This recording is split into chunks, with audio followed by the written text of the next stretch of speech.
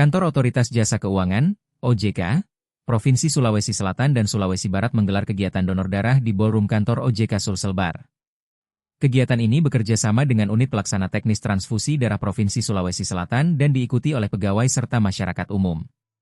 Dalam sambutannya, Kepala OJK Sulselbar, Muhammad Muclasin, menekankan bahwa donor darah merupakan bentuk nyata kepedulian sosial yang dapat menyelamatkan banyak nyawa.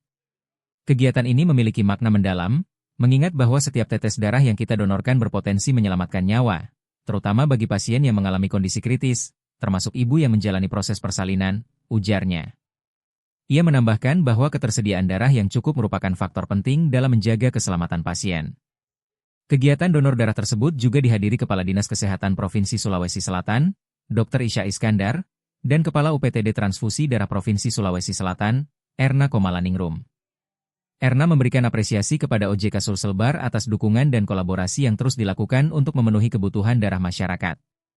Dari kegiatan ini berhasil dihimpun 150 kantong darah dari total 175 pendaftar yang mengikuti proses donor darah secara sukarela.